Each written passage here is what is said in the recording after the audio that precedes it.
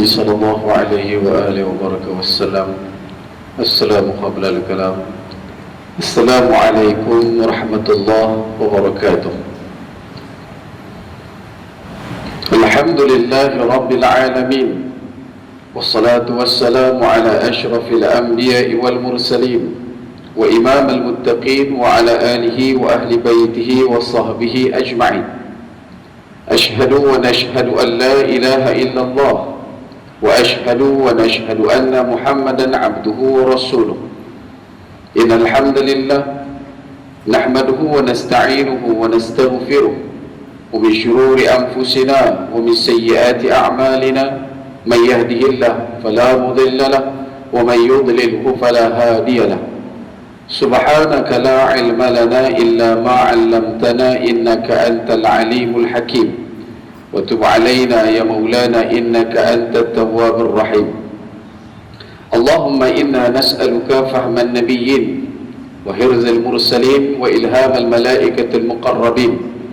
اللهم أغننا بالعلم وزينا بالحلم وأكرمنا بالتقوى وجملنا بالعافية.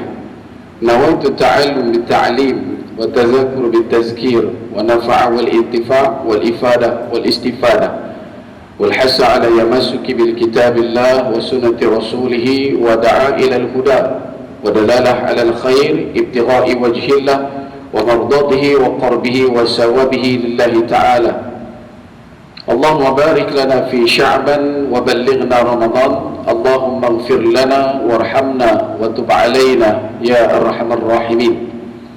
قال الله تعالى في الكتاب العزيز بعد أعوذ بالله من الشيطان الرجيم: رب اشرح لي صدري ويسر لي أمري واحلل عقدة من لساني يفقهوا قولي. Amma ba'd. Terima kasih Tuan Pengurusi Masjid Sungai Al-Mustaghfirin Sungai Tiram, barisan pimpinan utama Masjid Al-Mustaghfirin Sungai Tiram yang saya kasihi lagi saya muliakan, tuan-tuan sidang hadirin muslimin mukminin rahimakumullah sekalian, tuan-tuan guru, para alim ulama, para habaib, moga-moga kebaikan bersama dengan kita. Alhamdulillah, pertama-tamanya dan selama-lamanya kita rafa'kan syukur kehadirat Allah Subhanahu wa taala dengan faham, sedar dan segar bahawasanya Allah jualah yang menciptakan langit dan bumi serta apa yang ada di antara keduanya dengan kekuasaan mutlak milik Allah dan ketunggalan Allah Subhanahu wa taala. Seterusnya selawat serta salam ke atas junjungan besar baginda Nabi sallallahu alaihi wasallam, manusia menjadi asbab musabab paling utama dan mulia sehingga kita diberikan kebaikan, dihimpunkan dalam ketaatan, diberikan pinjaman Islam dan iman sampai ke malam ini. Justru perbanyakkan oleh kita untuk berselawat ke atas baginda Nabi sallallahu alaihi wasallam. Moga-moga dengan memperbanyakkan selawat akan menjadi asbab kita didudukkan bersama baginda Nabi sallallahu alaihi wasallam di akhirat kelak insya-Allah. Allahumma salli ala sayyidina Muhammad wa ala ali sayyidina Muhammad kama sallaita ala sayyidina Ibrahim wa ala ali sayyidina Ibrahim wa barik ala sayyidina Muhammad wa ala ali sayyidina Muhammad kama barakta ala sayyidina Ibrahim wa ala ali sayyidina Ibrahim fil alamin innaka hamidun majid. Baik, tuan-tuan sedang hadirin muslimin mukminin rahimakumullah sekalian, InsyaAllah pada malam ini mengisi ruang iktikaf tuan-tuan, menanti kehadiran tetamu Isyak yang bakal tiba bila-bila sahaja lagi. Kita akan bawakan perkongsian pertama-tamanya untuk malam ini. Tambahan pula ini kali pertama saya di Masjid Al-Mustaghfirin Sungai Tiram. Jadi niat datangnya di sini adalah sekadar untuk berkongsi sedaya mampu untuk berada dalam keadaan sama macam mana tuan-tuan. Moga-moga mendapat kebaikan sepanjang waktu semasa kita bertemu ini insya-Allah. Baik. Tuan-tuan sedang hadirin muslimin mukminin rahimakumullah sekalian. Dalam masa beberapa waktu sahaja kita akan memasuki satu bulan yang dinanti oleh semua umat Islam. 1.6 bilion umat Islam yang ada seluruh dunia sedang mengira-ngira detik untuk memasuki ke satu bulan yang amat dirindui. Tetapi dalam masa yang sama juga kita perlu untuk meneruskan perjalanan kita dalam bulan Sya'ban yang telah pun diberi tanda isyarat oleh baginda Nabi sallallahu alaihi wasallam daripada hadis diriwayatkan oleh An-Nasa'i apabila ditanyakan daripada Sayyidina Usamah bin Zaid radhiyallahu anhu kepada Nabi sallallahu alaihi wasallam berkenaan Nabi banyak puasa dalam bulan Syaban selain daripada bulan lain. Nabi memberikan penanda aras yang pertama berkenaan dengan bulan ini. Yang pertama kata Nabi, zaka syahrun yaghfulun nasu anhu baina Rajab wa Ramadan. Nabi sebut dalam permulaan hadis itu, Nabi kata banyaknya Nabi berpuasa dalam bulan ini dikarenakan adalah yang pertama, bulan Syaban ini adalah bulan yang ada padanya manusia banyak dighaflahkan. Yaghfulun nas, ghaflah. Ghaflah tau. Dia tak ada jingga lagi lah. Ni baru ghaflah saja. Ghaflah maksudnya yaghfulun nas, maksudnya dilalaikan manusia. Kenapa? Ulama memberikan beberapa indikator. Yang pertama, disebabkan Nabi sebut baina Rajab wa Ramadan, manusia jadi lalai dalam bulan Syaban dikarenakan yang pertama, kedudukan bulan Syaban itu yang dihimpit sepit antara dua bulan yang utama, Syahrullah bulan Rajab, dan satu lagi Syahrul Siyam iaitu bulan Ramadan. Jadi dia punya, orang kata, keutamaan dia tu macam nampak kurang sikit, padahal dia duduk dalam keadaan yang ada kaitan dan rangkaian yang cukup eksklusif 3 bulan ini. Bulan Rajab dianggap sebagai eksklusif kerana dimuatkan dalam Al-Quran beberapa tempat, antaranya Allah Ta'ala sebutkan berkenaan dengan bulan Rajab adalah Ashhurul Hurum, iaitu berkenaan dengan 4 bulan haram yang ditandakan pada bulan Dzulqa'dah, bulan Dzulhijjah, bulan Al-Muharram, dan bulan haram yang keempat adalah bulan Rajab. Kemudian bulan Ramadan, siapa tidak kenal dengan Ramadan? Bulan Ramadan adalah satu bulan yang diangkat sebagai penghulu segala bulan. Jadi nilai eksklusif 2 bulan yang ada di kiri kanan bulan Syaban ini menenggelamkan populariti bulan Syaban itu sendiri, sebab kedudukan yang tu yang dikatakan manusia lalai. Yang kedua, kata ulama, bila manusia yang beriman ini, yang Islam ini masuk gerbang Rajab, dia akan all out untuk melakukan ibadat yang khusus. Antaranya, dia akan pastikan dia boleh hadir untuk solat berjemaah. Kemudian dia akan pastikan dia konsisten melakukan solat fardu ini pada waktu yang telah pun ditetapkan. Dan lebih lagi pula, dalam bulan Rajab itu dia akan tambah dengan nilai-nilai sunat. Ada puasa sunatnya, solat sunatnya dalam bulan Rajab. Dan bila mana dia dah all out sepanjang bulan Rajab tersebut, dengan puasanya, dengan solatnya, dengan sedekahnya, dengan Qurannya, bila masuk bulan Rajab, ini tanda kedua kenapa manusia itu lalai. Dia akan berkira-kira, iaitu bulan Syaban ini adalah bulan yang perlu untuk dia rehat. Dia sangka dia macam tu, masuk bulan Syaban kita take rest, kita relax penang kota, kita jangan duk buat banyak sangat, sebab kita nak kena charge power kita, kita nak kena tumpu tenaga kita nak sambut Ramadan. Yang ni yang disebutkan oleh Imam An-Nawawi, salah satu daripada sifat lalainya manusia pada bulan Syaban, kerana nilai Rajab, Syaban dan Ramadan adalah nilai yang berkemuncak keseluruhan 3 bulan tu. Bila masuk bulan Rajab, kita dah usaha untuk solat berjemaah. Bila masuk bulan Ramadan, kita kena tambah lagi nilai solat jemaah tu tadi. Dan bila masuk bulan Ramadan, perkara tu bukan takat dalam bab fardu, tetapi juga dalam bab sunat. Dia kena menaik. Dia tak boleh Rajab, lepas tu masuk Syaban dia turun sat, kemudian dia nak balik masuk dalam bulan Ramadan, dia tak smooth nanti. Kerana itu sebagian ulama mengatakan, orang yang boleh survive, yang boleh terselamat untuk beribadat dalam bulan Ramadan, penandanya berada dalam 2 bulan sebelum itu. Bulan Rajab, bulan Syaban dia main solat berjemaah. Bulan Ramadan insya-Allah dia boleh selesai untuk solat berjemaah. Bulan Rajab dan bulan Syaban dia meningkatkan usaha untuk bersedekah. Masuk bulan Ramadan dia pun akan mudah untuk bersedekah. Bulan Rajab dan bulan Syaban dia meningkatkan usaha dia untuk berpuasa sunat. Masuk bulan Ramadan dia tak ada masalah dalam bab puasa, sebab benda tu membantu Rajab dan juga Syaban. Kerana itu dalam ruang yang kita masih lagi diberikan oleh Allah Subhanahu Wa Taala, kunjungan Ramadan insya-Allah biiznillah adalah pada hari Sabtu malam, dan kita masih ada berbaki dalam masa 2 hari lagi. Hari itu ada lagi 2. Dan bila mana kita sebut benda tu, antara benda yang paling besar untuk kita ambil kesempatan dalam ruang yang masih tersisa ini adalah dengan memperbanyakkan doa kepada Allah Subhanahu wa taala. Allahumma ballighna Ramadan, Allahumma ballighna Ramadan, Allahumma ballighna Ramadan. Jangan pernah tak baca doa ni. Kenapa saya kata lagu tu? Selalu kita bawakan antara yang disebut, yang dititipkan oleh Ibnu Rajab Al-Hambali dalam kitabnya Lataiful Ma'arif, mengkoordinasikan doa ini paling tidak dalam kitab tersebut pada 3 bulan, iaitu yang pertama pada bulan Rabiul Akhir, yang keduanya pada bulan Rajab, yang ketiga pada bulan Syaban.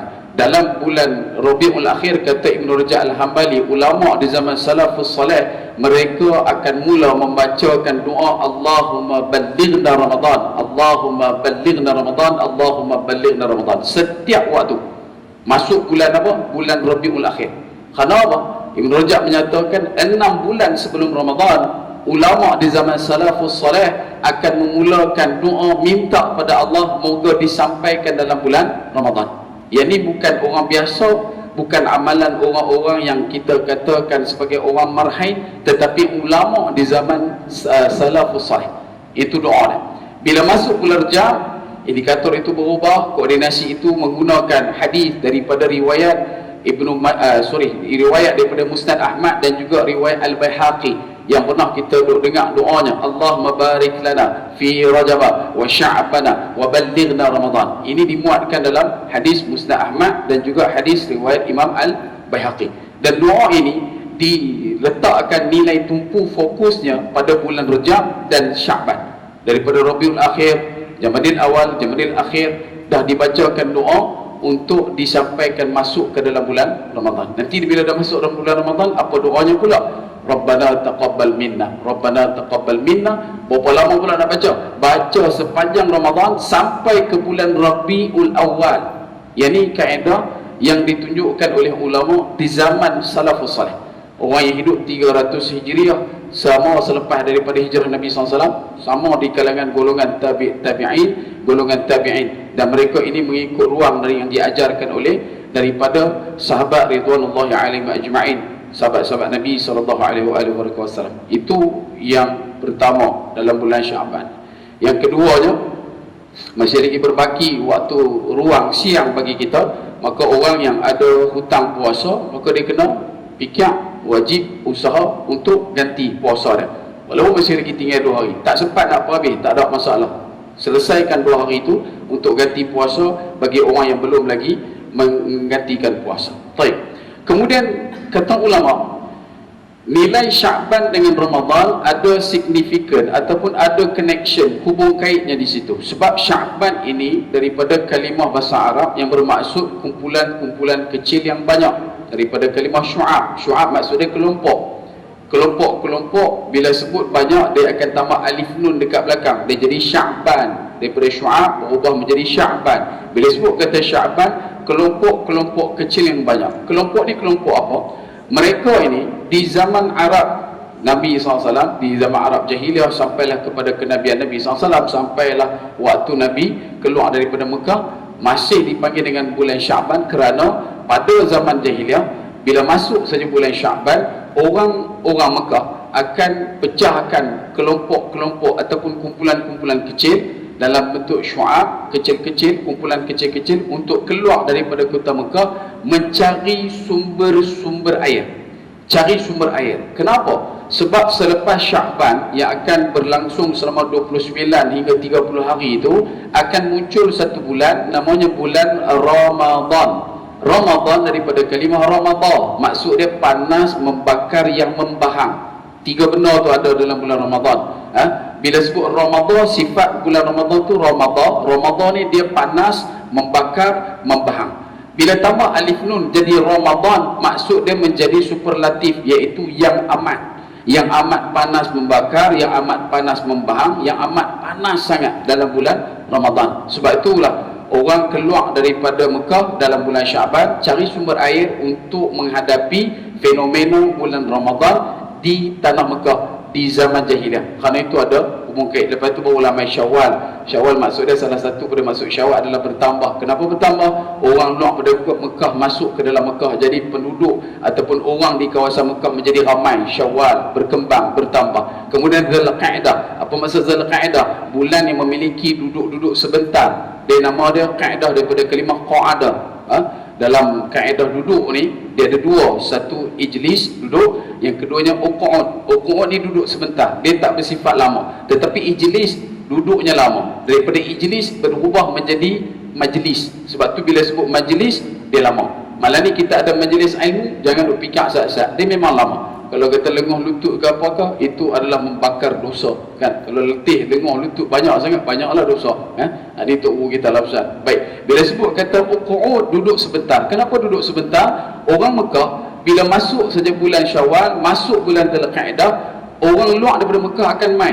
Jadi orang-orang Mekah tak boleh duduk lama-lama. Mereka kena bersiap siaga untuk menerima tetamu-tetamu Duyufur Rahman, tetamu-tetamu Allah. Jadi bila duduk Ustaz, nanti akan ada orang mai. Mereka kena pergi letak dekat rumah-rumah tertentu, maktab-maktab tertentu, hotel-hotel tertentu, dan itulah dikatakan Dzulqa'dah, bulan yang memiliki duduk-duduk sebentar. Lepas Dzulqa'dah namanya bulan Dzulhijjah, iaitu bulan yang ada padanya haji. Boleh faham tak? Itu dia punya takrifan yang pertama. Kemudian kita masuk pula dalam memahami apa yang disebutkan tentang Ramadan. Kita dah tinggalkan dahulu tentang Syaban, kita masuk Ramadan. Ramadan adalah satu bulan yang ulama sebut sebagai madrasah ataupun jam'iyah. Ada ulama katakan Ramadan bukan dekat madrasah, ia adalah jam'iyah, university. Yang mana dalam universiti Ramadan dia ada fakulti-fakulti teras. Dan fakulti teras ni ada 3. Yang pertamanya As-Siyam, yang keduanya Al-Qiyam, yang ketiganya Al-Quran.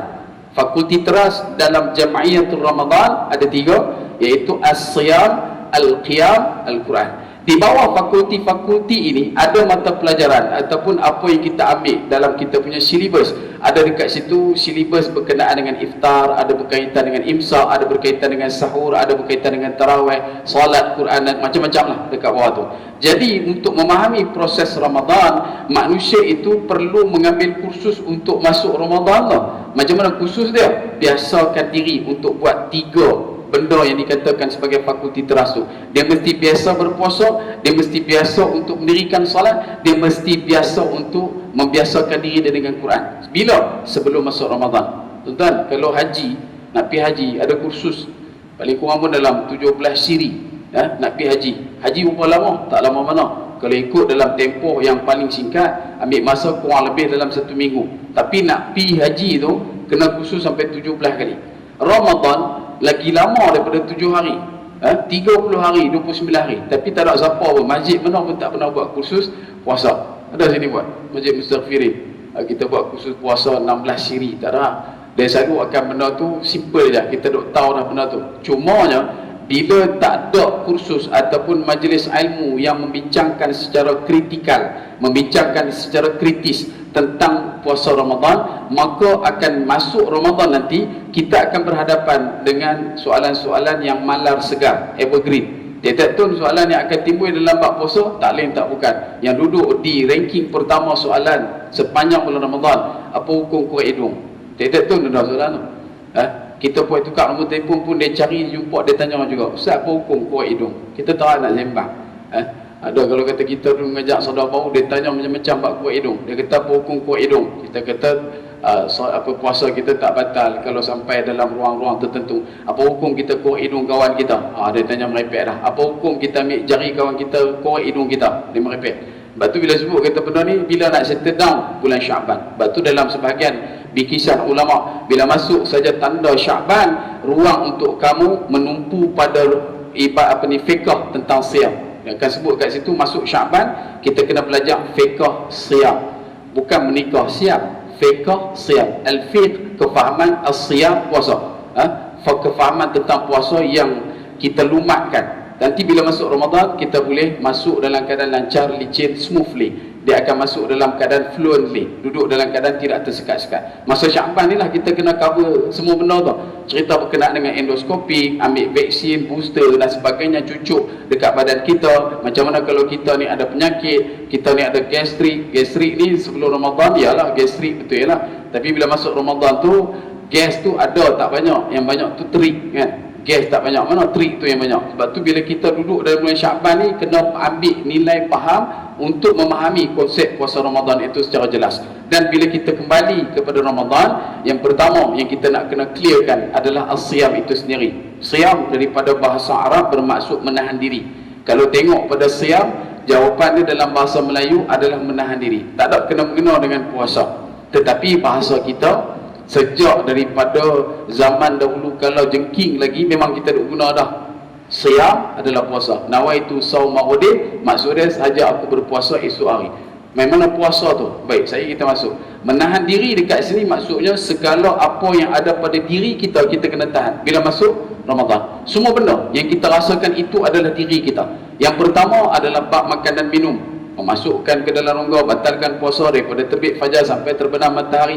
Dan ruang itu tadi bukan takat benda yang dimasukkan sahaja, kata ulama, benda yang masuk ke rongga ini dalam bentuk fizikal ataupun dalam bentuk yang kita tak nampak, perkataan, nyanyian dan sebagainya masuk ke telinga, kena jaga, tahan. Mata kita yang nak masuk dalam kita punya skrin, mata kita ni juga kena tahan. Yang nak masuk daripada pemikiran kita, yang kita nak baca dan sebagainya, kena tahan, kena tabayun dengan jelas. Dan dalam masa yang sama juga kita kena ambil faham nilai menahan diri itu perlu kepada kekuatan. To hold adalah satu benda yang perlu kepada satu perkara yang disebutkan sebagai praktis. Kita kena selalu buat latihan baru kita boleh tahan lama. Tapi kalau kita tak buat latihan, kita tak boleh tahan lama.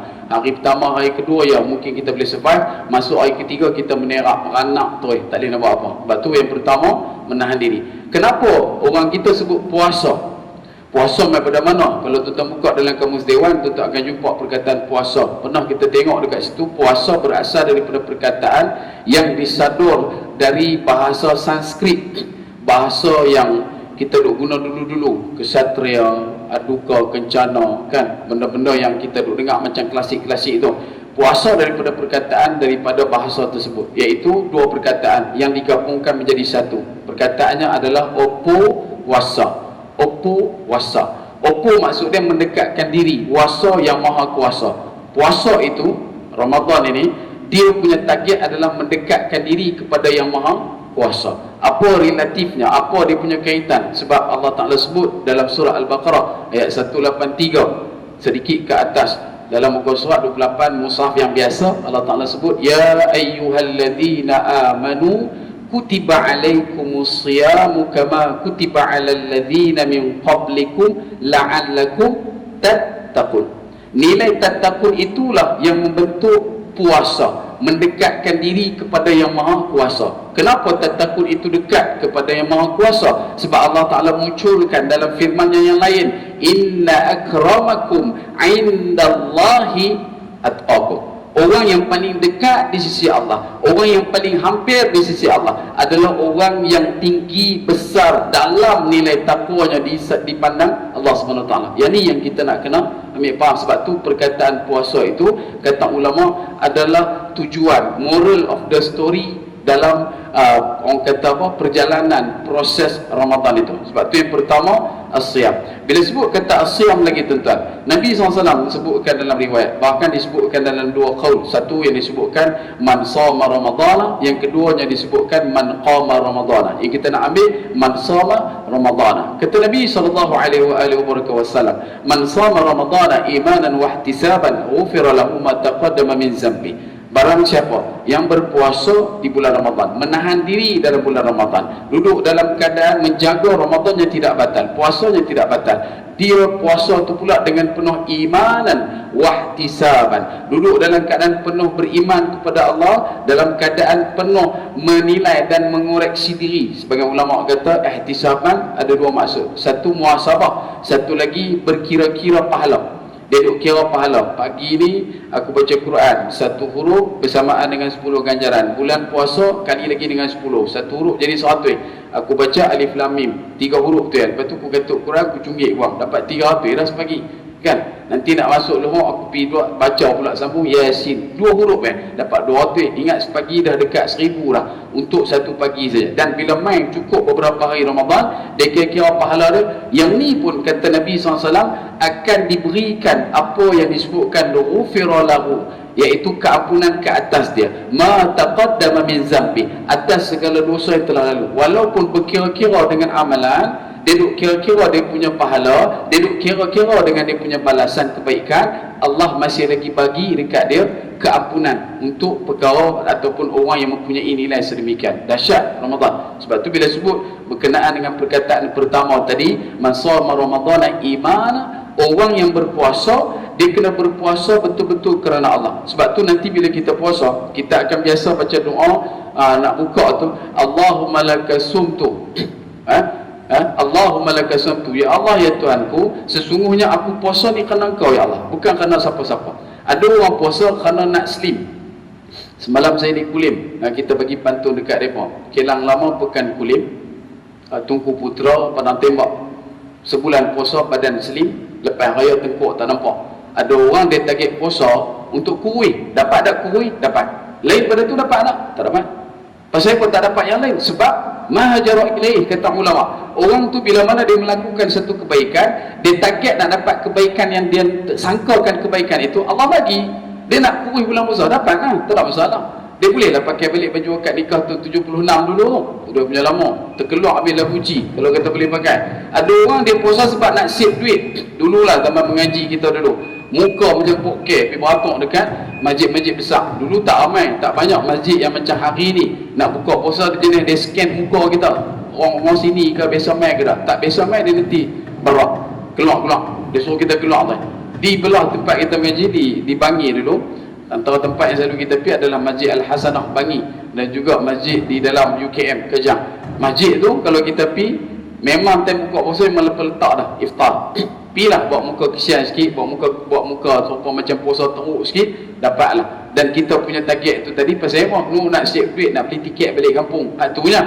Tapi dapat tak untuk dapat balik kampung tu? Dapat. Dan asbab daripada itu, kalau memang kita niat kerana itu, maka itulah sahaja yang kita dapat. Lain pada tu tak dapat. Yang ni yang dibawakan analogi yang sebut, kita minta teh tarik, dia bagi teh tarik dengan cawan. Tapi kalau kita minta cawan, teh tarik, tak ada siapa nak tuang ke ang. Hak ni yang duk nada ni. Kalau kita puasa kerana Allah, lain pada tu Allah akan cover semua. You do the best, Allah will take care the rest. Kamu buat yang terbaik, kamu boleh buat, Allah akan buat semua pula yang terbaik untuk kamu. Selalu kita pesan benda ni. Kalau kita puasa kerana Allah, yang lain nanti akan dipermudahkan oleh Allah SWT. Cuma itulah hakikat dia, kena Allahumma lakasumtu, bukan hanya dibibirkan, tetapi diletakkan pada hati, diqalbukan dengan sebenar-benar pegangan. Jangan kita duk sebut je kerana engkau aku puasa, tapi dalam masa yang sama kita menanti dan kita menuju tumpuan puasa kita kepada yang lain. Itu yang pertama dalam bab as-siyam. Yang kedua dalam bab as-siyam, tak lama kita puasa tuan-tuan. Puasa kita cuma ambil masa dalam masa 29-30 hari. Itu jumlah harinya. Adakah setiap waktu kita puasa? Tidak. Kita puasa di Malaysia ikut standard Puspakom kita 13 jam setengah gitu ya. 13 jam 40 minit, 13 jam 44 minit. Standard, tak pernah berubah. Daripada zaman Tok Nek kita sampai lah 13 jam tu lah. Kita tak sama macam sahabat kita untuk tahun ni di Norway. Kalau orang ajak puasa di Norway, kita habaq kata Norway. Pasal apa saya kata lagu tu? Sebab mereka punya puasa 18 jam ke 19 jam untuk tahun ni. Itu is quite okay. Sebab last 4 years, 5 tahun lepas, mereka pernah puasa 21 jam 20 minit. Sehari 24 jam tuan-tuan. Mereka puasa 21 jam 20 minit. Baki waktu untuk mereka cover buka puasa, solat maghrib, solat isyak, solat tarawih, sahur, solat subuh, cuma dalam masa 2 jam 40 minit. Ingat kalau kata pergi letak orang Sungai Tiram sana, bukan dekat kurma dia telan, kotak-kotak tu dia papak. Pasal 21 jam bang, bukannya apa ni benda yang biasa. Last 2 years, 2 tahun lepas, mereka punya puasa kena ikut waktu di Mekah.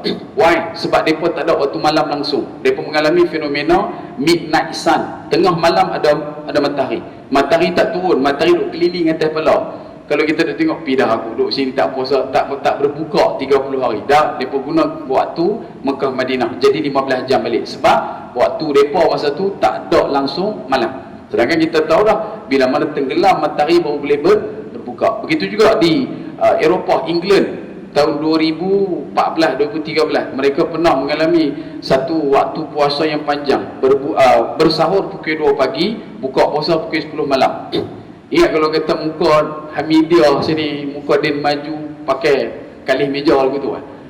Dah lah order pasal elok nak buka puasa tertenung orang ajak main tahajud dah, baru nak lepas buka puasa orang dah ajak tahajud dah, pasal waktu dia panjang untuk puasa tapi malamnya sebentar. Tetapi tahun ni yang paling cepat puasa adalah di sebelah, yang ni memang tempoh Tetetun untuk 10 tahun ini, Tetetun ni pun cepat di sebelah Amerika Selatan, negara seperti Paraguay dan Uruguay. Itu saya di seberang saya kata begitu, Paraguay dan Uruguay. Lepas tu dia angkat tangan, Ustaz, takkan Paraguay dan Uruguay? Paraguay dan Uruguay. Lahue tak dah. Lahue Tasik Kelungkung dia tak termasuk. Paraguay berapa jam tuan-tuan? 10 jam ke 11 jam untuk puasa untuk tahun ini. Dan mereka pernah mendapat waktu tersingkat dalam Ramadan, iaitu 8 jam dekat 9 jam. Paling cepat. Muka sampai macam raya dah. Pasal sat apa sah? Tentu buka dah. Baru nak mayang asap tentu buka dah. Berapa minit lepas tu buka. Tapi kita tu suruh buat muka kongkiak main ni. Jangan dia buat muka sopak selehe, lepas tu dia buat muka teruk 13 jam. Is standard bang, standard. Tok Nek kita pun puasa waktu tu, Tok Wan kita pun macam tu, Pak kita pun macam tu, kita macam tu, anak kita, cucu kita pun macam tu. Selagi tak berubah perubahan perjalanan orbit matahari tu, tadi mengorbit bumi, masa tu dia tetap akan sama. So waktu dia adalah it's quite solid lah, 13 jam. Dan perlu untuk kita ingat, untuk memahami proses puasa, ia bukan tentang lapar dan dahaga, tetapi ia tentang iman. Dia tentang iman, yakinan sadiqah. Yang tu je. Bukan bab kita lapar dahaga. Ada setengah orang bila main bab puasa, anak tanya, ayah pasal apa kita kena puasa? Dia kata dekat anak dia, wahai anak aku yang tercinta, kita kena puasa dalam bulan Ramadan ni sebab kita nak merasai susahnya orang miskin, tak ada makanan. Pernah dengar tak perkataan ni? Dia akan selalu begitu, klise lah, klise. Dia tu dah khabar lah kata, pasal apa puasa? Kita kena puasa pasal kita nak merasakan macam mana orang susah tak ada makan, dan kita boleh tahu, oh rupanya kita lapar, tak ada makanan, rasa macam tu. Anak dia sedih dah dengar macam tu, bagus rupanya puasa ni. Tapi bila buka puasa pasal apa macam Fir'aun. Ni masalah dah. Susun makanan daripada pintu depan sampai ke dapur. Pak mentua masuk dalam rumah, pijak sekali dengan pulut sekaya seri muka.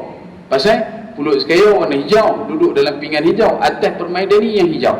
Pak mentua masuk tu pijak-pijak, prem, tertelur, pijak atas seri muka, hampir susun sampai depan pintu. Sebab tu bila sebut kata mengambil manifestasi Ramadan perlu dengan yakinan sadiqah. Berbukalah secara yang biasa-biasa. Cakap buah kurma, buah kurma selalu saya pesan, jangan makan semua. Buah kurma bila nak makan jangan makan semua. Biji buah, itulah semua pula. Baru ni saya kenal, taklah baru ni, sebelum ni lah, 2 tahun BC, 2 tahun bukan before crash, before COVID. Ada saudara baru, saya duduk di seberang, ditugaskan untuk mengajak saudara baru di kompleks Bawah Majlis Agama Islam Pemilang. Dan tiap tahun kita adalah program dengan saudara baru. Satu ketiga kita buat perbincangan tentang Ramadan. Saya kata dekat mereka, bila nak buka puasa ni, kita kalau ada kurma sebiji, kita belah kurma, kita bagi sebelah dekat kawan kita, sebelah lagi kita makan, kita akan dapat pahala puasa dia, dan pahala dia kekal ada, dan kita punya pahala akan bertambah sebab kita bagi dia makan kurma tu tadi. Dan dia tanya kat saya, kalau saya ambil kurma Ustaz, saya belah 2 biji, saya bagi kat dia, kurma saya ambil semua boleh tak? Itu pun boleh pelangkung hang ni. Sebab tu bila sebut kata benda ni, orang yang berpuasa dia bukan dalam bab lapar tau. Dia bukan dalam bab dahaga. Ia adalah tentang iman. Dia tentang yakin dan juga sadiqah. Kalau betul kita beriman kepada Allah, main pilah berapa jam pun tak ada masalah. Sebab kita tahu yang nak bagi pahala, yang nak bagi kebaikan, yang nak bagi ganjaran balasan adalah dalam genggam takluk Allah Subhanahu Wa Taala. Yang tu je. Sebab tu kita ni dalam bulan Syaban, satu lagi, ada lagi berbaki Syaban ni, jangan duk bawa ajaran sesat. Apa ajaran sesat dia? Yang ni selalu juga kita duk dengar. Dia duk beritahu dekat anak dia, dia beritahu dekat cucu dia, hampa nak makan, makanlah. Ni bulan Syaban ni nak makan, makanlah. Kita tengok SP channel, tak mana tempat beres, kita celapak habis. Yang ni ada satu kedai, bukan ranjau, kedai ni sempoi merok dah, kita celapak habis. Bulan Syaban ni yang kita makan. Pasal apa kena makan? Kita kena makan sungguh-sungguh bulan Syaban. Pasal bulan Ramadan ni hang tak boleh makan darah apa dah. Yang ni ajaran sesat murakab merok dah. Sebab apa saya kata lagu tu? Dia membina, dia develop satu rasa di kalangan anak-anak kita ni trauma dengan Ramadan. Dia jadi takut bulan Ramadan, dia jadi risau bulan Ramadan dengan satu faktor yang dimasukkan, yang didownloadkan dalam aplikasi otak dia.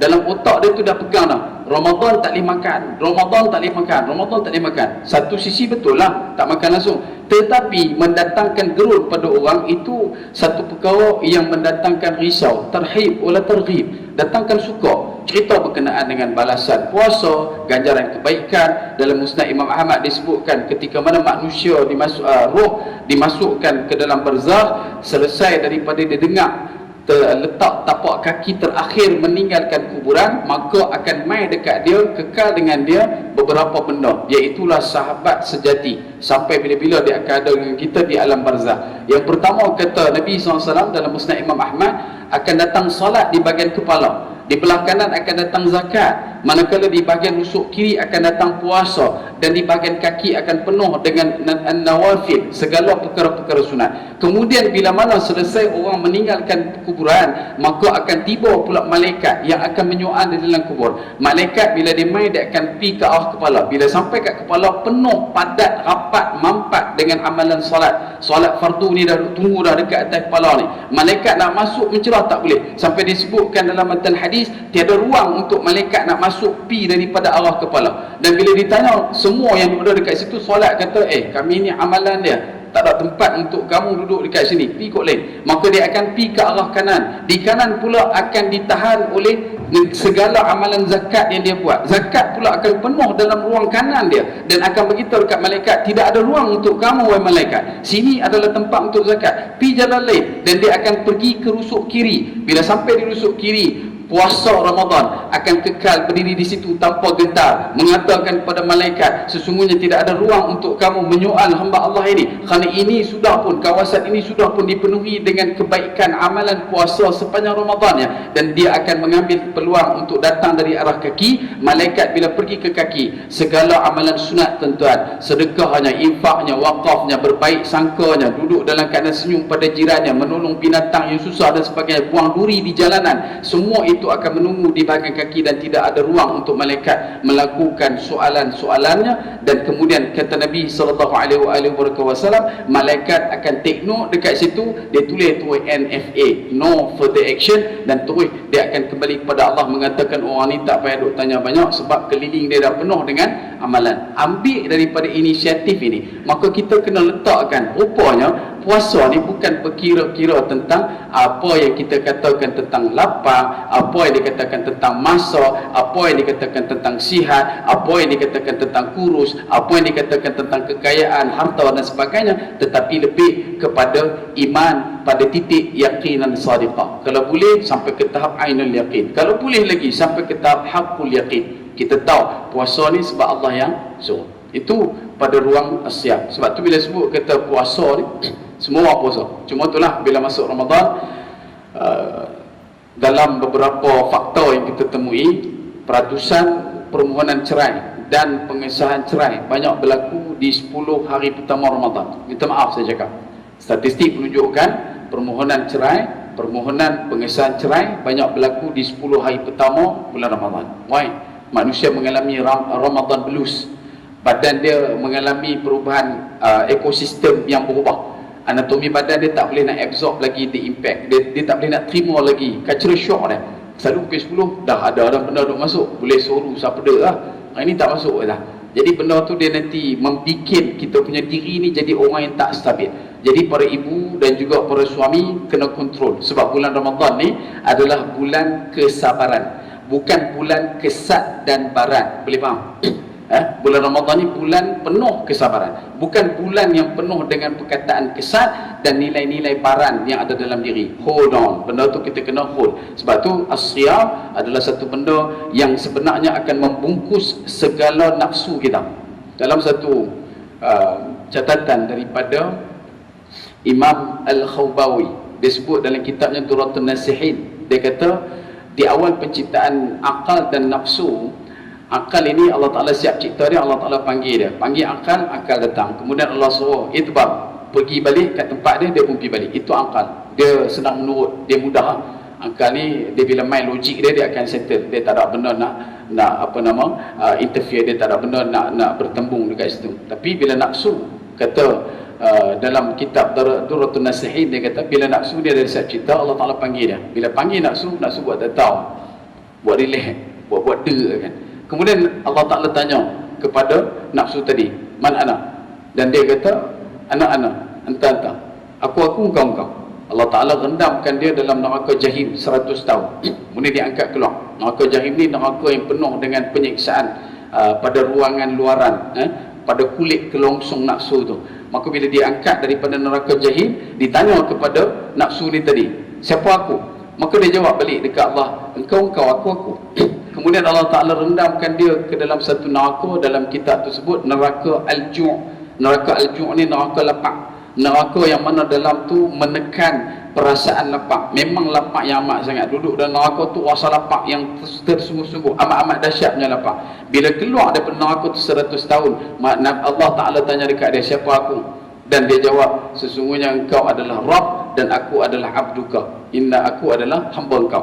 Dan kata ulama, Ramadan yang signifikan dengan puasa, menahan diri daripada makan minum, itu adalah satu jalan yang paling ampuh, kukuh untuk merobohkan benteng-benteng nafsu yang ada dalam diri kita. Dia boleh lipat lagu tu je, nafsu ni, dengan puasa. Sebab bila kita puasa, automatik kita berusaha untuk tak mau kurang pahala. Bila kita puasa, kita nak mengumpat pun susah. Susah nak mengumpat kalau kita tahu kita puasa. Even kalau kata kita dengar orang mengumpat pun, kita jadi nanti belah bang. Sebab benda tu akan mengurangkan pahala puasa. Jangan pula kita orang mengumpat kata hampa pergi jejok, jangan duk mengumpat tau ni. Tapi sekali lepas buka puasa main sambung. Tu mangkuk you juga. Puasa bukan siangnya, bukan siang tu Ramadan, malam tu Februari dah. Siang Ramadan, malam tu Ramadan. Maka dalam satu bulan Ramadan tu kita kena ada patuh syariah tu. Walaupun orang duduk dalam keadaan mampu untuk mengekang nafsu dalam bulan Ramadan. Lepas tu disebutkan, kalau dia nak tahu kebaikan Ramadan itu, benar Ramadan dia diterima Allah, yang dia baca doa Rabbana taqabbal minna, atau Allah Ta'ala betul-betul terima dia punya amalan Ramadan. Tengok pagi 1 Syawal, subuh tu, tengok pada waktu tu, tengok dia punya kesan Ramadan. Kalau betul berkesan, 1 Syawal pagi tu dia duduk tak mana. Kalau satu pagi tu dia duduk ada dekat rumah lagi, duduk dalam tutur narita lagi, ada something wrong dengan nilai puasa dia sepanjang Ramadan itu tadi. Sebab tu itu yang pertama. Yang kedua, kita akan cuba cepatkan, namanya Al-Qiyam. Al-Qiyam adalah satu perkara yang menjadi fakulti teras di antara 3 dalam bulan Ramadan. Orang bila masuk bulan Ramadan, yang selalu akan terbayang adalah tarawih. Tarawih merupakan satu perkara yang major dalam ibadah Ramadan. Kalau tak ada tarawih ni, kita rasa macam galak sikit. Cuma alhamdulillah tahun ni kita boleh untuk bertarawih di masjid. Sama juga macam tahun lepas, tak sama macam 2 tahun lepas. Pakai jadi imam interim semua kan, bukan takat satu Ramadan, sampai pagi raya pun dia juga. Tu yang kita tak apa nak cun sikit tu. Tapi bila main kali ni, ya, masjid terbuka luas, sejadah boleh dirapatkan, kita boleh main ke masjid, maka jangan kita lepas peluang. Dan paling utama, bila masuk Ramadan, yang paling utama adalah dengan kita cuba dan berusaha untuk mendapatkan nilai salat jemaah setiap fardu. Setiap salat fardu kita target kalau boleh salat berjemaah. Ini dimuatkan, ada satu ulama Dia sebut dalam satu kisah, ada yang mengatakan ia berkaitan dengan Abdullah ibn Umar radhiyallahu anhuma, yang didatangi oleh tetamu pada lewat maghrib, kemudian dia layan tetamu tu tadi sampailah tetamu tu balik. Bila tetamu tu dah balik, dia keluar pada rumah dia, dapati semua orang yang ada di kawasan itu sudah pun solat isyak. Maka bila dia cari orang yang belum solat isyak, tak jumpa dia pada malam tu. Sampai dia ambil keputusan dia nak solat isyak seorang-seorang, sebab tak ada orang nak berjemaah dengan dia, tak ada siapa dah yang tak solat jemaah, solat isyak. Maka dia ambil keputusan solat isyak 27 rakaat. Dia solat isyak 27 rakaat. Bila dia solat isyak 27 rakaat, pada kiraannya dia boleh dapat 27 darajat lah. Sedangkan benda tu kata Nabi SAW, kalau kamu solat 108 rakaat sekalipun, takkan boleh sama dengan orang yang solat berjemaah 2 orang. Kita solat seorang-seorang 27 kali, ada satu hamba Allah ni dengan kawan dia solat isyak berjemaah, kita dengan dia tu lari jauh. Sebab tu kalau boleh solat jemaah, tolong usahalah, tolong usaha supaya kita ni boleh jadi makmum muafiq dengan imam. Kalau kata tak boleh pun nak ikut takbiratul ihram, pastikan kita sempat untuk mengambil ruang mungkin dalam rakaat terakhir dalam setiap kali solat berjemaah di dalam bulan Ramadan paling utama. Yang kedua, bila sebut kata al-qiyam, bila sebut kata al-qiyam, banyak kalau berdiri. Di zaman Sayyidina Umar Al-Khattab radhiyallahu anhu dikatakan di setiap tiang-tiang ada dalam masjid diikatkan tali supaya orang yang duduk dalam masjid tu boleh berdiri lama untuk solat. Kenapa? Satu perkataan daripada Huzaifah Al-Yamani. Ada ulama katakan ini adalah solat malam yang dilakukan oleh Nabi pada bulan Ramadan. Dalam bulan Ramadan Nabi buat solat ni. Sebagai ulama mengatakan itu berlaku dalam bulan Ramadan. Kata Huzaifah Al-Yamani, satu ketika aku solat di belakang Rasulullah sallallahu alaihi wasallam. Aku nampak Nabi solat dalam masjid, aku mendekat dengan Nabi SAW dan aku ikut belakang Nabi SAW. Dan Nabi baru memulakan solat. Selepas Nabi bacakan surah Al-Fatihah, Nabi memulakan dengan bacaan surah Al-Baqarah dan Nabi baca sampailah di hujung surah Al-Baqarah menuju ke ayat 286, dan aku dah sangka Nabi nak rokok. Tiba-tiba Nabi, bukan tiba-tiba, seterusnya Nabi sambung dengan surah Ali Imran. Selepas Ali Imran habis ayat 200, aku sangkakan Nabi nak rokok. Nabi sambung dengan surah An-Nisa. Habis surah An-Nisa, Nabi sambung lagi dengan surah Al-Maidah. 5 juzuk 4 halaman satu rakaat. Rakaat pertama tu sebelum rokok tu 5 juzuk 4 halaman. Ingat kalau kata kita satu rakaat 5 juzuk 4 halaman, ingat kita duduk dekat laman rumah tu. Kemudian rokok Nabi lama tuan-tuan. Rokok Nabi lama. Seusai dalam rokok Nabi itu dikira pada bacaan-bacaan Al-Quran tertentu, yang bacaan itu kalau dibaca secara tadwir mengambil masa kurang lebih 40 ke 45 minit. Itu rokok Nabi. 8 rakaat solat Nabi. Rakaat pertama sebelum rokok 5 juzuk 4 halaman. Itu kalau kata ada masjid dia kata kita buat sungguh macam Nabi. Ingat malam tu kot. Pasal Huzaifah kata malam tu ikut Nabi. Dan bukan sebab lama. Dia bukan kata dia tak mau ikut Nabi sebab lama. Sebab dia kata aku risau sebab aku ni duk sangka-sangka bila Nabi nak rokok. Tu yang dia tak suka tu. Yang dia tak berkenan tu. Bukan pasal lama tak ada masalah. Abdurrahman bin Auf solat malam. Sayyidina Uthman ibn Affan radhiyallahu anhu solat malam.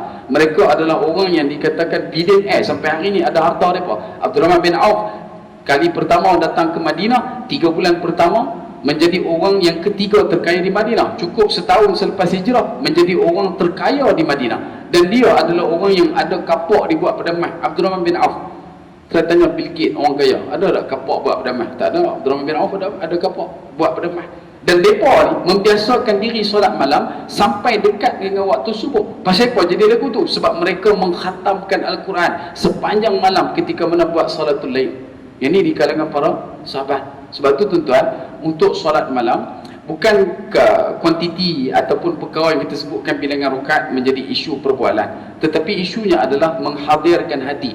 Marah mungkin ada orang solat bacaannya surah Al-Fatihah dengan qul huwallah sahaja, tetapi nilai qaf lam yang pertama disebut dalam surah Al-Ikhlas itu telah pun menusuk ke dalam hati, membingkiskan rasa rindu dan cinta kepada Allah, membuatkan dia tunduk malu dengan nilai khasyatillah. Itu lebih utama dan lebih besar, bukan pada nilai panjang lamanya, tetapi pada ruang bacaan yang diidbarkan, yang ditadaburkan, yang diambil perhatian dan pengajaran daripada perkataan itu. Itu yang sepatutnya. Kemudian ada yang buat 8, buat 20. Tahun ni masjid buat 20.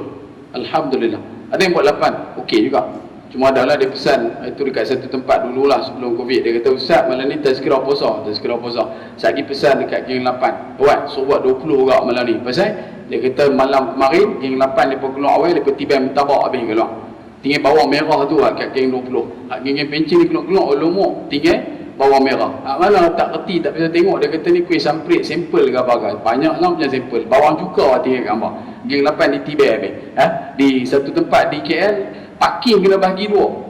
Parking geng 8, parking geng 20. Kita duk fikir negara berkecuali ke apa kan, dia tulis G8. Hak ni G20. Tanya pasal apa? Dia kata berkeli Zat. Geng 8 dah tahu hang buat 8. Hang masuk masjid, parking betul-betul sebelah telinga tu imam. Lepas tu hang habis 8, hang kalut keluar. Lepas tu nak keluar tak boleh. Kereta kena blok. Yang blok pula kereta-kereta orang yang nak buat 20. Berkeli habis. Sampai pihak masjid kena bagi dua, geng 8 sebelah sini, geng 20 belah sini supaya tidak berkelih. So kalau kata kita di Penang ada masjid yang amat dahsyat kan, berapa minit 20 rakaat. Kalau kata nak pi jangan pi dengan kereta apa dah, pi dengan motor. Motor pun belum tentu kalau pi lambat kena pi awal. Memang dia punya solat dia tu cergas.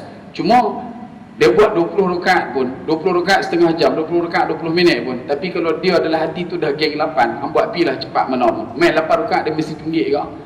Ini tak boleh nak kata dia punya darah dia tu kalau kita potong dia kena 8 kan.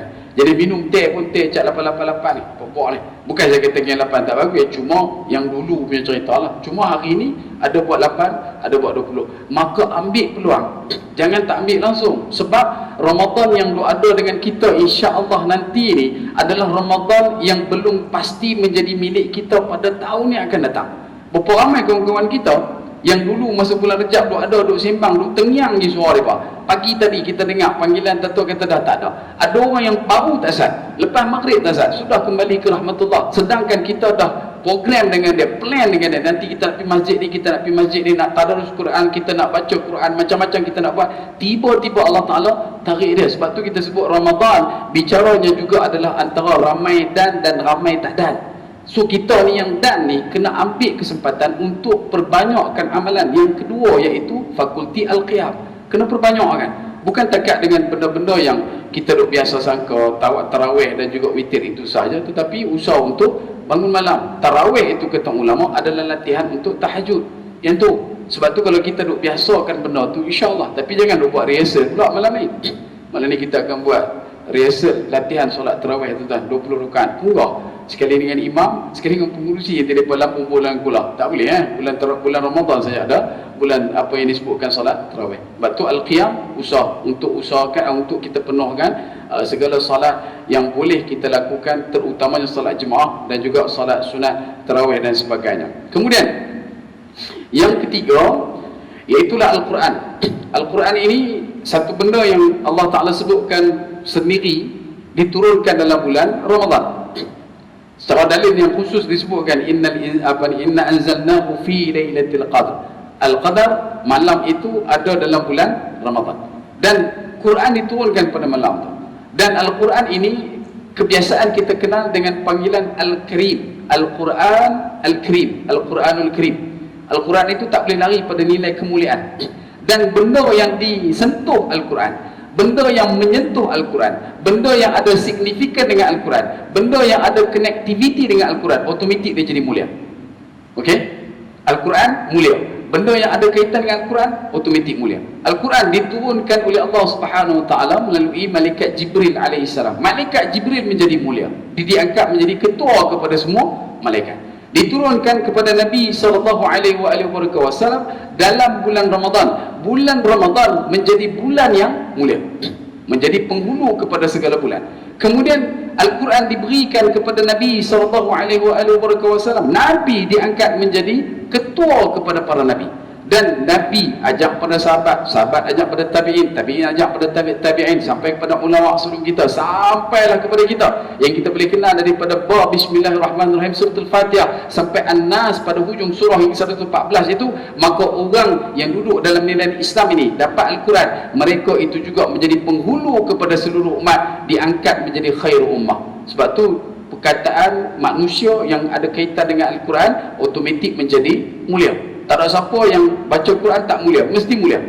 Yang kedua, bila sebut kata Al-Quran itu ada nilai untuk memuliakan, maka kerja kita adalah usaha untuk memuliakan Al-Quran.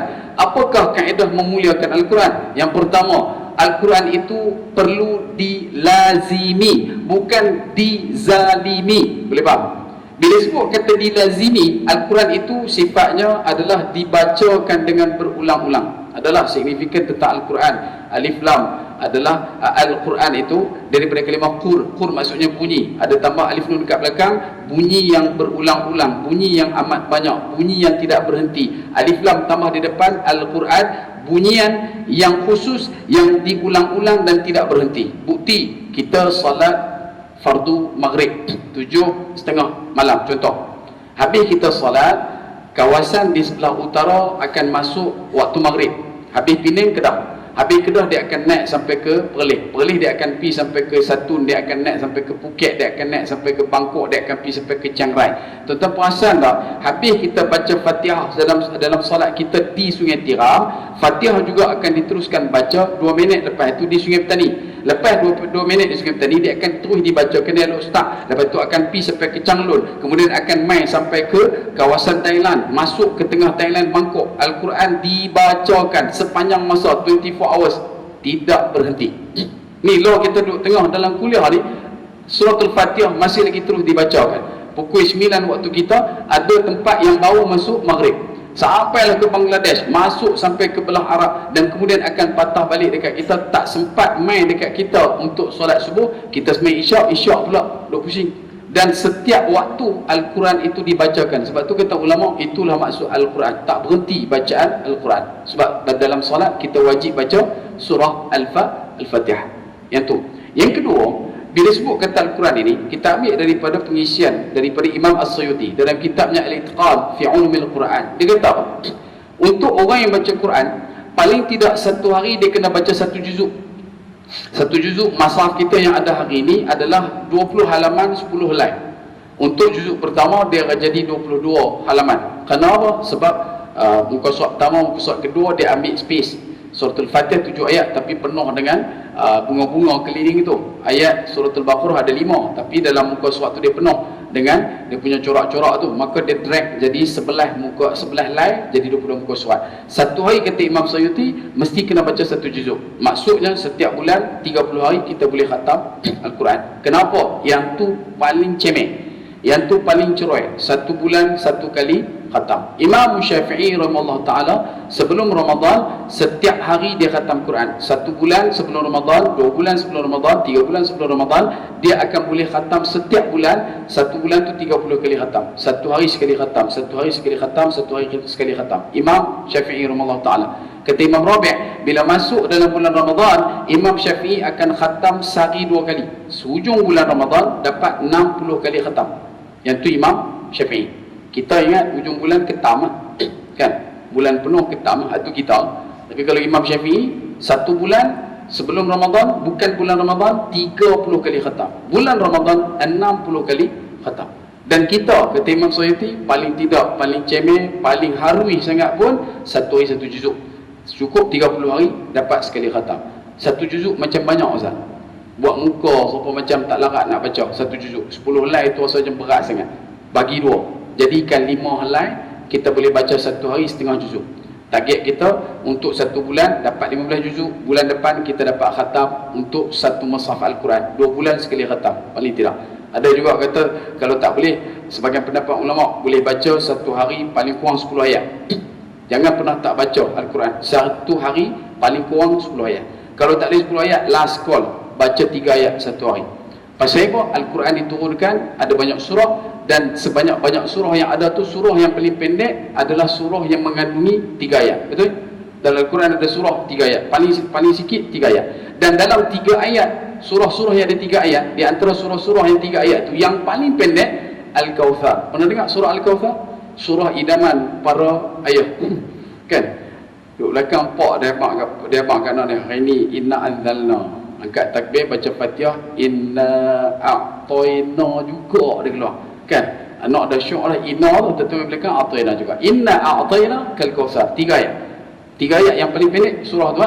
So paling tidak satu hari bacalah 3 ayat. Inna a'tayna tu. 3 ayat, 3 ayat. Okey, tapi kalau inna a'tayna juga tak boleh last. Inna lillahi wa inna ilaihi raji'un. Mati ya, mati ya. Pasal apa kata mati? Imam Al-Ghazali kata mati. Imam Al-Ghazali kata, bila kamu duduk dalam hati tak rasa nak buat benda baik, rasa jauh pada kebajikan, rasa susah nak buat kebaktian, rasa berat nak buat ibadat, rasa susah langsung untuk mencari nilai iman dan takwa, hang kena tahu waktu tu hati hang dah mati. Macam mana nak buat? Kena minta dengan Allah dikurniakan hati yang baru. Ya Allah, kurniakan aku hati yang baru. Pasal hati yang lama ni dah overdose lah. Dia dah booster 14 kali dah kot. Sampai dia tak boleh dah, dia tepu dah. Sebab tu kena minta. Kerana itu kita kena istirja. Kalau inna atena tak boleh, inna lillahi wa inna ilaihi raji'un. Tak boleh juga korek 7 kaki dalam. Senang pergi. Sebab tu bila sebut kata Al-Quran, ambil peluang dalam bulan Ramadan. Tak kira lah kita masuk tadarus ke, seorang-seorang kita ke, ataupun kita nak ambil maksud ayat sahaja ke, terpulang, tak ada masalah. Cuma jangan sia-siakan Ramadan kita dalam keadaan berlalu begitu sahaja tanpa kita langsung untuk mendekatkan kita pada Al-Quran dan kita membaca Al-Quran. Kerana kata ulama, sekiranya kau nak berbicara dengan Allah, perbanyakkan solat. Sekiranya kau nak banyak Allah berbicara dengan engkau, perbanyakkan bacaan Al-Quran. Nak banyak cakap dengan Allah, solat. Pasal apa? Dalam solat kena boleh kita cakap dengan Allah. Nabi Zakaria berdiri dalam solat, minta dekat Allah digunakan zuriat. Allah bagi dekat Nabi Zakaria Yahya. Begitu juga dengan Nabi Ayub AS. Dalam solat minta dekat Allah, Allah bagi fakashafna, satu penyembuhan kepada Nabi Ayub AS. Dalam solat juga bila sebut berkenaan dengan Siti Maryam, dia minta kepada Allah Subhanahu Wa Taala mengikut jalan ayahandanya Imran dan Hana, minta pada Allah juga dalam solat dikurniakan Maryam, kemudian dikurniakan Nabi Isa AS. Sebab tu dalam banyak kunjungan solat, satu hadis kursi daripada Nabi SAW menyatakan bahawasanya ketika manusia Islam melakukan ibadat salat, di saat dia membaca surah Al-Fatihah pada kalimah iyyaka na'budu wa iyyaka nasta'in, kata Allah, hadza baini wa baini 'abdi wa li 'abdi ma sa'ala. Untuk orang bila baca solat, duduk dalam solat, baca surah Al-Fatihah, dia baca alhamdulillah sampai kalimah iyyaka na'budu wa iyyaka nasta'in, kata Allah dalam hadis kursi, bila dia baca yang ni, kata Allah, ini adalah antara aku dengan hamba-Ku. Untuk hamba-Ku lepas dia baca ayat ni atas apa yang dia minta. Maksud dia, masa kita dalam solat, lepas kita baca surah Al-Fatihah atau kita dengar imam baca surah Al-Fatihah sampai dekat iyyaka na'budu wa iyyaka nasta'in, pacakkan keperluan niat dalam hati kita, apa yang kita nak, apa yang kita perlukan, apa yang kita mahukan dalam hidup. Minta dalam hati kita masa tu. Kalau kita minta masa kita dalam solat, setiap waktu solat Isyak 4 rakaat 4 kali kita boleh minta. Begitu juga dalam sujud yang kita buat bila mana sujud terakhir. Begitu juga sebelum bagi salam. Itu adalah platform mustajab doa yang perlu untuk kita rebut. Dan jangan kita tinggalkan benda ni tuan-tuan. Seru dalam perkataan akhir ini untuk kita menutup tirai pertemuan pertama kali dengan tuan-tuan yang mulia. Ambillah keperluan kita sepanjang waktu yang masih lagi tersisa untuk kita meletakkan satu persediaan pre-plan yang sebaik mungkin. Kita nak masuk bulan Ramadan, jangan cicirkan walau satu nafas, jangan kita cicirkan walau satu hun, barang satu inci. Jangan kita lepaskan peluang untuk mengambil kebaikan dalam setiap nafas Ramadan yang tersisa. Sebab itu ingat, bulan Ramadan bulan untuk kita menambahkan, menggiatkan, melipat daya usahakan untuk memperbanyakkan ibadat. Bukan waktu untuk bersenang-senang. Ada orang kata tidur, Ustaz, tidur bagus bulan Ramadan. Ada ulama bincang berkenaan tidur yang dikatakan bagus ni. Bila tidur yang bagus untuk orang tu, kalau dia bangkit, dia sedar, dia mengumpat. Dia kalau dia jaga, dia nanti kata ke orang, dia nanti jaga, dia nanti maki orang, dia nanti kalau dia sedar, dia akan kata benda tak baik ke orang. Orang macam ni bagus dia tidak. Orang yang suka pukul orang, dia kalau jaga dia kena pukul orang. Ada di zaman tabi'in dulu, satu orang ni, dia bila dia pergi kat mana-mana, walaupun bulan Ramadan dia suka pukul orang. Memang dia jenis lagu tu. Orang macam tu sunat bagi dia tidak, supaya nilai puasa dia tu ada kebaikan. Tapi kalau kata kita tak ada sampai terah tu, tidur daripada pukul 9 jaga pukul 4, itu bukan tidur untuk ibadat dah tu. Itu tidur untuk buat praktikal jenazah. Kan? Itu praktikal jenazah, tidur dari pagi sampai tengah hari baru jaga. Sampai kita nak suruh pasal Ramadan, muka suruh macam pokeh pula buat nak suruh macam tabak apa, muka sikit yang masam. Sebab tu bila sebut kata benda ni, kita kena faham situasi dan kondisi. Dan begitu juga untuk akhir kalam ini, Kalau ada kebaikan, mohon tolong sebar-lebarkan. Kalau ada keburukan, mohon tolong jauhkan. Bak kata pepatah, sedap makan dikunyah-kunyah, sedap kata diulang-ulang. Kalau ada kekasaran bahasa, terkuris bicara, terlajak kata, terasa tak mana-mana, saya minta maaf banyak-banyak daripada hujung rambut sampai hujung nyawa. Dalam pantun disebutkan, dari jauh menjunjung duli, dari dekat menjunjung sembah. Mohon maaf sudi diberi kalau ada silap dan salah. Dan akhir kalam, sebelum saya melaporkan tirai, terima kasih atas penjemputan daripada pihak Masjid Al-Mustaghfirin, daripada seawal-awal pemerintahan pemimpin teratas sampailah kepada semua pegawai yang ada, dan juga hadirin hadirat muslimin yang ada pada malam ini. Mohon maaf di masa tuan-tuan, terima kasih atas perhatian. Dan terakhir dari saya, selamat menyambut bulan Ramadan Al-Mubarak, bukan Murtabak Al-Mubarak, tak silap pula, pergi buat banner besar, Ramadan Al-Murtabak, bagus dah. Nanti cukup 2 minggu habis dia main sponsor yang punya buka puasa. Sebab tu Ramadan Al-Mubarak, moga-moga kita dapat kebaikan. Dan sekecil-kecil ikan pasti ada isinya, sebesar-besar ikan pasti ada tulangnya. Aku li qawli hadha wastaghfirullahal azim li wa lakum wa lisairil muslimin wal muslimat wal mu'minin wal mu'minat fastaghfiruh fayafudhal mustaghfirin. Wassalamu alaikum warahmatullahi taala wabarakatuh. Wallahu taala a'lam.